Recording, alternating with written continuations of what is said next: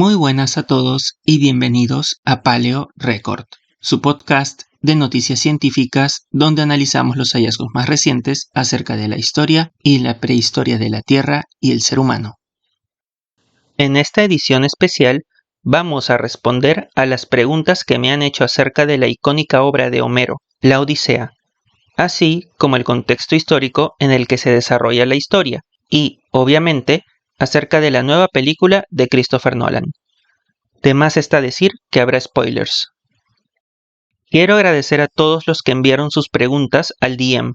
Sin ustedes, este episodio no sería posible. Ahora sí, comenzamos. Es una de las obras literarias más antiguas conocidas por la humanidad, la épica historia de un rey que busca regresar a casa. Con más de 2500 años de antigüedad, la historia de Odiseo ha inspirado a escritores, artistas y cineastas. Hoy conoceremos un poco más acerca de esta magnífica obra de la literatura clásica.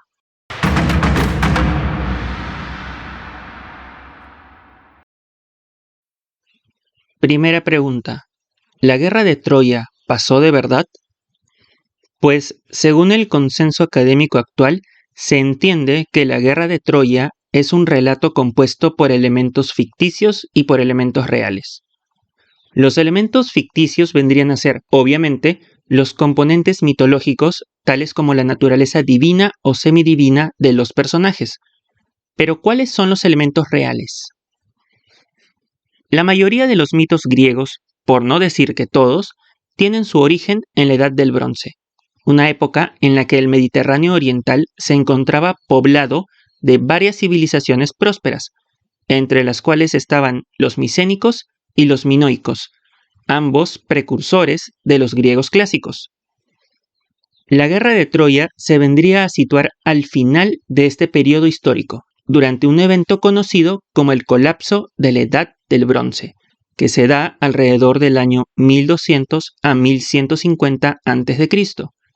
Este fue literalmente un apocalipsis en el Mediterráneo. Debido a una serie de catástrofes naturales y guerras, toda esta red comercial globalizada colapsó.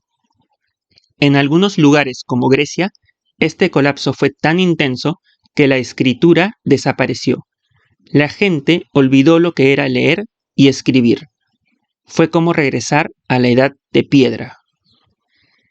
Durante casi 500 años, los recuerdos de esta época de bronce llena de palacios espléndidos, héroes semidivinos y civilizaciones prósperas alimentaron los mitos y leyendas de quienes vivían en las ruinas. Estos relatos se transmitieron de generación en generación hasta que, en el siglo VIII a.C., un hombre llamado Homero recopiló varias de estas historias en las que serían los poemas épicos de la Ilíada y la Odisea. La propia ciudad de Troya es real. En el siglo XIX fue descubierta por el arqueólogo alemán Alfred Schliemann. Esta ciudad se localiza en Turquía y durante la Edad de Bronce fue conocida como Wilusa, lo cual coincide fonéticamente con el otro nombre de Troya, Ilion, de donde sale el nombre de la Ilíada. Además, se han encontrado restos de espadas y flechas de origen micénico en las ruinas de la ciudad que corresponden a la Edad del Bronce, lo cual indica que efectivamente hubo enfrentamientos entre los griegos micénicos y los antiguos troyanos. En resumen, la guerra de Troya es un relato mitológico basado en el recuerdo colectivo de eventos muy reales que se dieron durante el colapso de la Edad del Bronce. De hecho, según el arqueólogo Eric Klein, es más acertado hablar de las guerras de Troya, pues perfectamente pudieron haber más de un evento bélico que inspiró este relato.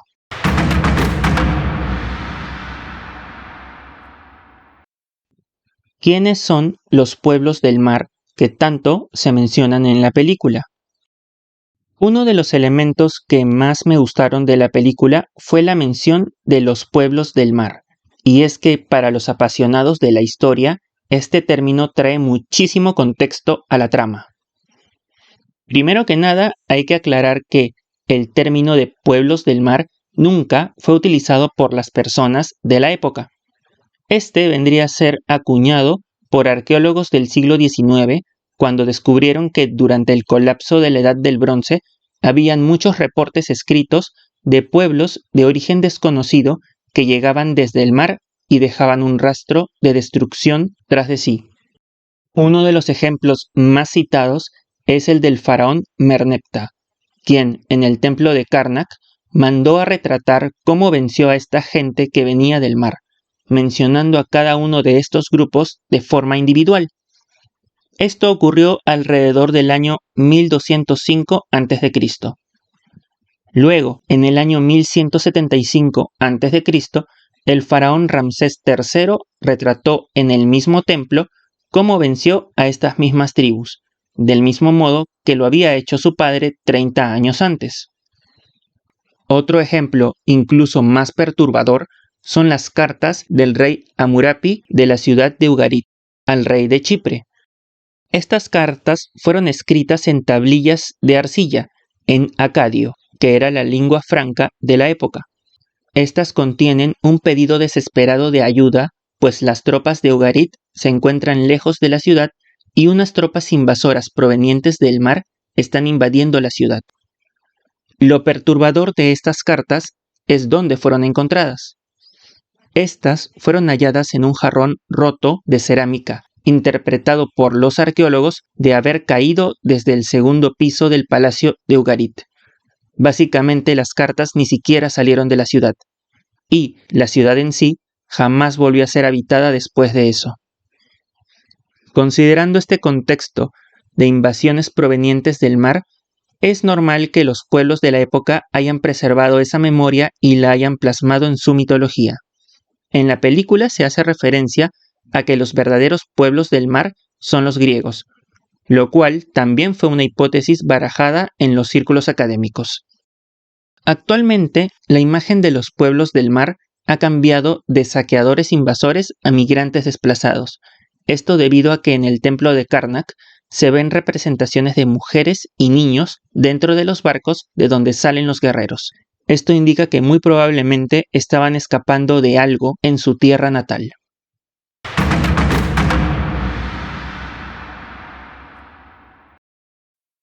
¿En verdad existía la ley de Zeus en la Grecia antigua? Durante la película se habla mucho de la ley de Zeus. En griego antiguo, esta era conocida como la xenía, y fue un concepto muy real durante la antigua Grecia. Básicamente consistía en que, si un extranjero llegaba a tu casa, no le podías preguntar nada sin antes ofrecerle comida, abrigo y seguridad. Por su parte, el huésped estaba obligado a no abusar de esta hospitalidad y a respetar a su hospedero. La base mitológica de la xenía era que cualquier persona extraña que llegara a tu casa podría bien ser un dios disfrazado, al cual obviamente no querrías ofender. Las consecuencias de romper la xenía podían llegar a ser devastadoras. Tenemos ejemplos de humanos convertidos en lobos, como en el caso del rey Licaón, o de Tántalo, condenado al Tártaro por intentar seducir a la diosa Hera, esposa de Zeus. Y debido a que Zeus tenía la costumbre de tomar diferentes formas para visitar a los mortales, él también era el patrono de la xenía. Este concepto garantizaba la seguridad a los griegos, especialmente durante sus viajes largos y la diáspora que los llevó a establecerse en todo el Mediterráneo. Era como una especie de green card de la antigüedad.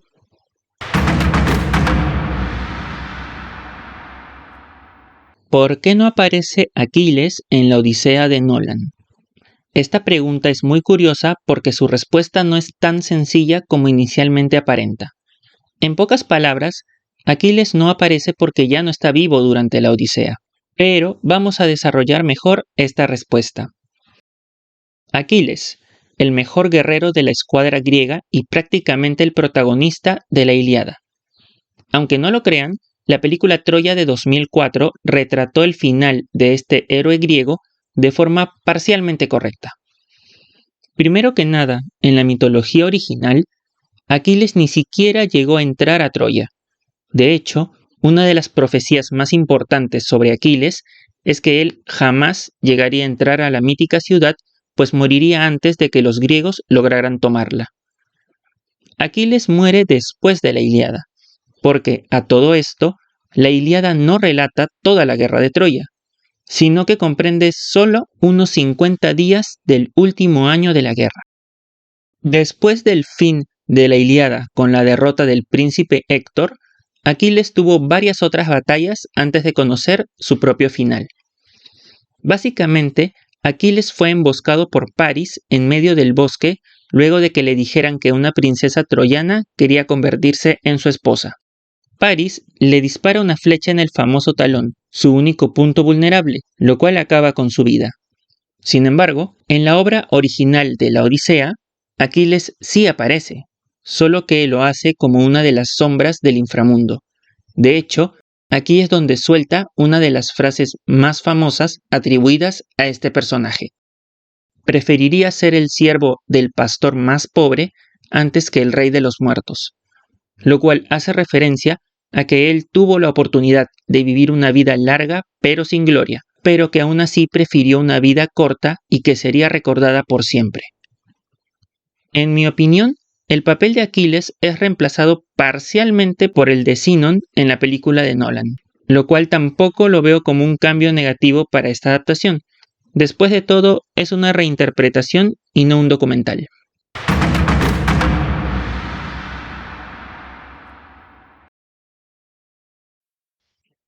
¿Qué similitudes hay entre la Odisea y el libro de Percy Jackson y El mar de los monstruos?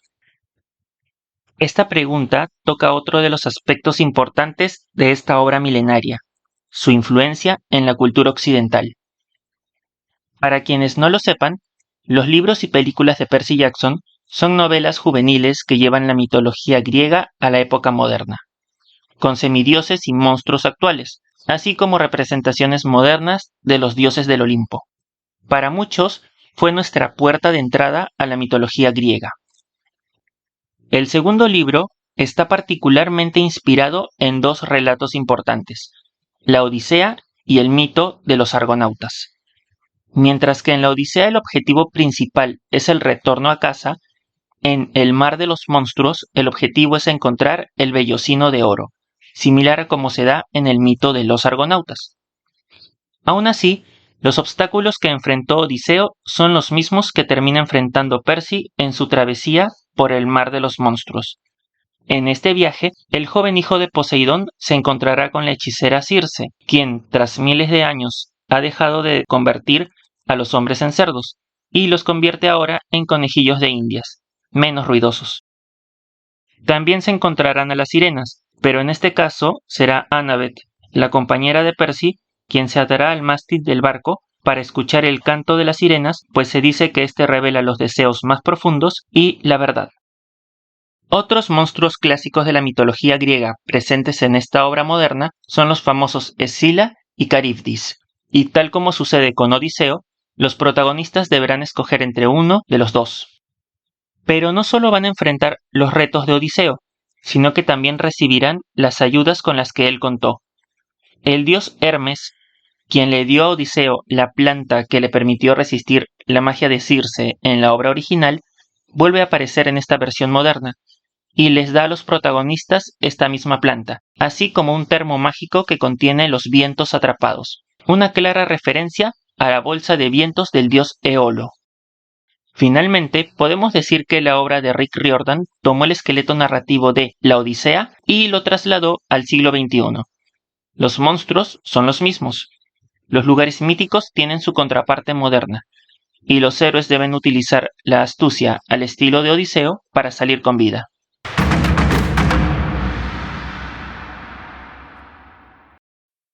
¿Por qué Odiseo, siendo rey de Ítaca, se arrodilla ante Agamenón? Esta es otra pregunta importante, pues implica un trasfondo que solo está disponible para los que conocen los mitos originales. La razón por la que los reyes de Grecia deben arrodillarse ante Agamenón es bien sencilla. Al ser este el hermano mayor de Menelao y haber contribuido con la mayor cantidad de barcos para invadir Troya, Agamenón, rey de Micenas, es declarado como el jefe supremo de la escuadra griega. En la propia Ilíada hay un fragmento que consiste en la lista de reyes que participaron en la guerra y con cuántos barcos contribuyó cada uno. El rey de Micenas contribuyó con 1 centenar de barcos. Por otro lado, Odiseo solo pudo contribuir con 12 navíos. Pero hay más. Cuando Helena de Esparta recién iba a ser desposada, todos los reyes griegos llegaron al palacio del rey espartano Tíndaro, el padre adoptivo de Helena, para pedir su mano. En vista de que elegir a uno iba a poner en su contra a todos los demás, Odiseo le recomendó al rey de Esparta que antes de elegir a un pretendiente, todos juraran que en caso de Helena fuera secuestrada, todos acudirían al rescate. Lamentablemente, es este mismo juramento el que terminó forzando a Odiseo a abandonar a su familia e ir a la guerra de Troya.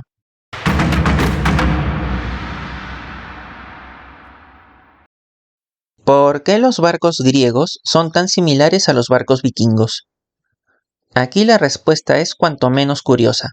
Al igual que en biología, las similitudes de estos dos tipos de navíos son resultado de una especie de evolución convergente, es decir, soluciones similares para problemas similares. A pesar de que los griegos aqueos y los vikingos nunca se conocieron, sus sociedades eran muy similares. Sus economías estaban basadas en los saqueos de ciudades costeras y la piratería, al menos de forma general. Para esto se necesitaban navíos ligeros, veloces, con una proa y popa elevadas y con la capacidad de poder encallar en la costa sin dañarse. El sistema que usaba la tripulación consistía en que cada guerrero era responsable por su remo. No contaban con una cubierta bajo techo, por lo que era preferible atracar en alguna costa y dormir en tierra. Para los ataques, arrastraban los barcos hasta la costa y descendían para atacar, y luego regresaban al mar tan rápido como aparecieron. Esta forma de vida surge porque tanto la Grecia micénica como Escandinavia son tierras muy rocosas y montañosas, con pocos campos fértiles para la agricultura masiva, pero están rodeadas de mar y de cientos de islas, por lo que la forma de subsistencia más rentable consistía en la cultura de la guerra y la piratería.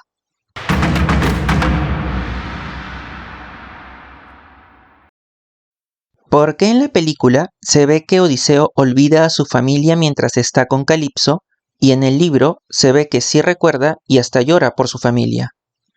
Aquí vemos hacerse presente una de las licencias creativas de Nolan, y es que el episodio de Calipso en la película es fusionado con otro episodio de la obra original, el de la isla de los Lotófagos.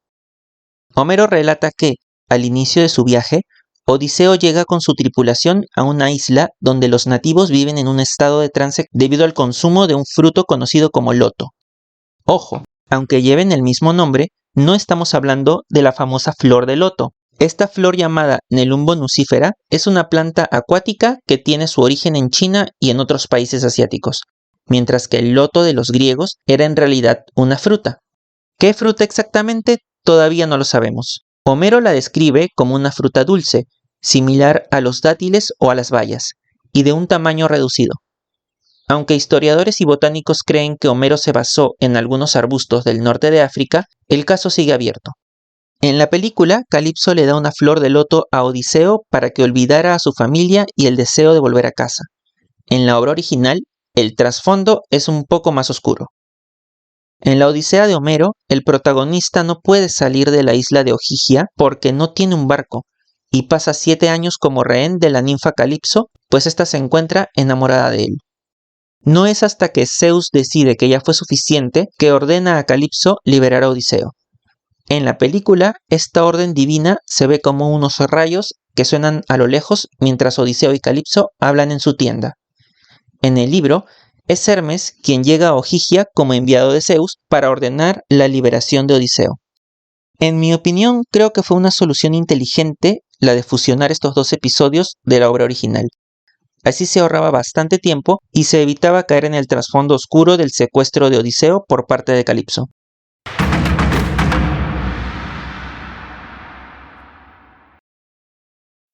¿Qué comparaciones puedes hacer entre la figura de Agamenón y la de Cristóbal Colón? Esta pregunta es bien curiosa, y aunque parezca que no tiene nada que ver un personaje con el otro, podemos establecer ciertas comparaciones. Después de todo, ambos eran navegantes. Comenzaremos por Cristóbal Colón.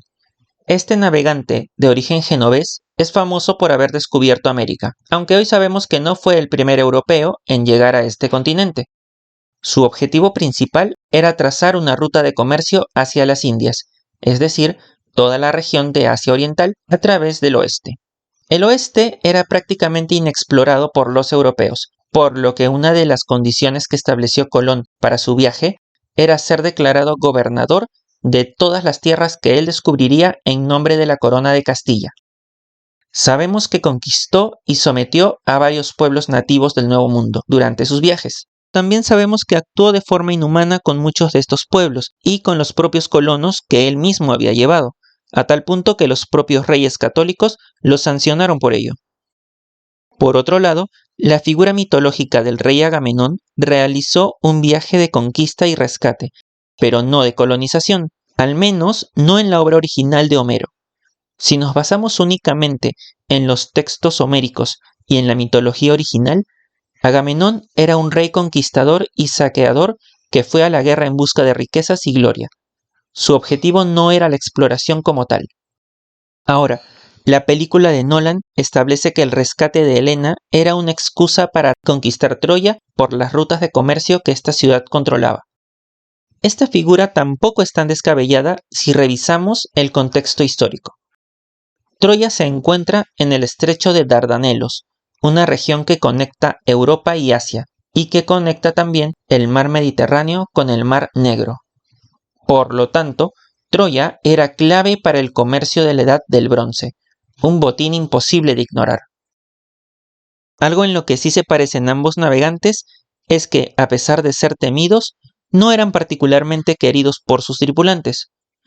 Colón se volvió muy arrogante y avaro durante sus viajes, y tuvo que contener rebeliones constantes de los colonos en la isla de la Española. Agamenón, por su parte, también contaba con esos dos defectos antes mencionados, al punto de que la trama central de la Ilíada consiste en cómo su arrogancia y avaricia hace que los griegos pierdan la ayuda de su mejor soldado, Aquiles. Finalmente, ambos tienen finales trágicos y sin gloria.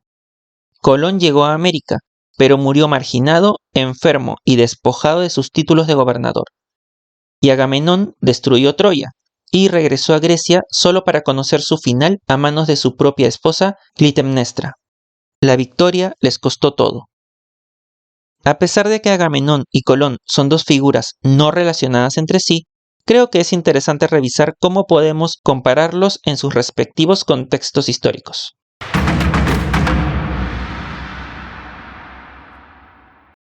¿Es cierto que las armaduras de la película están desactualizadas? Otro tema que ha generado acalorados debates en Internet, especialmente entre académicos y aficionados, es el de las armaduras de los personajes. En palabras sencillas, sí, las armaduras de la película no son las que habrían utilizado los griegos de la Edad del Bronce, pero la respuesta es un poco más complicada.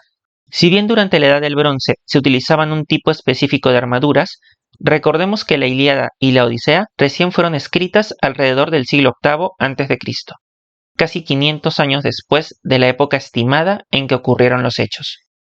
En sus poemas, Homero describe las armaduras y escudos modernos de su propio tiempo, mezclados con recuerdos de reliquias extintas de la Edad del Bronce, como los famosos cascos hechos con colmillos de jabalí. Esto puede sonar algo extraño, pero no es poco común representar personajes antiguos con indumentaria contemporánea. Un claro ejemplo es el mito de San Jorge, el cual siempre es representado con una armadura de caballero medieval, a pesar de que se supone que vivió en la época romana y que, de haber existido, habría utilizado una clásica armadura romana. A diferencia de las armaduras con pectorales esculpidos, cascos tipo corintios y escudos circulares como vemos en las películas de 300, las armaduras de la Edad del Bronce eran muy diferentes. Estas armaduras eran una monstruosidad de placas de bronce articuladas, similares a un cilindro o a un barril que cubría al guerrero desde el cuello hasta las rodillas. Tenía un cuello alto de bronce, también conocido como gorjal, que casi tapaba la boca del guerrero, y también tenía grandes sombreras. Era pesada, torpe para correr, pero casi impenetrable, pensada para pelear desde un carro de guerra o a pie con una lanza larga. Un ejemplo claro de estas armaduras es la panoplia de Dendra, encontrada en un sitio arqueológico del mismo nombre. Es una de las armaduras más completas que hemos recuperado de la Edad del Bronce, una verdadera reliquia. Y bueno, hasta aquí el episodio de preguntas y respuestas de la Odisea. Espero les haya gustado. Si es así, comenten, compartan y suscríbanse para conocer más acerca de estos temas tan apasionantes. Conmigo será hasta la próxima edición de Paleo Record. Hasta el próximo martes.